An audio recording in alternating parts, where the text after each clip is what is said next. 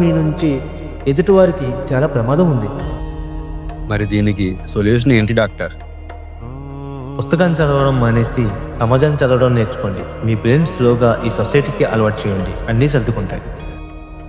నా బ్రెయిన్ని సొసైటీకి అలవాటు చేయడం కన్నా సొసైటీని నా బ్రెయిన్కి అలవాటు చేయడం మంచిది. కాబట్టి ఇప్పుడు నేను సమాజంతో యుద్ధం చేయాలి. చూద్దాం ఎంతవరకు ఈ సమాజాన్ని మారుస్తానో.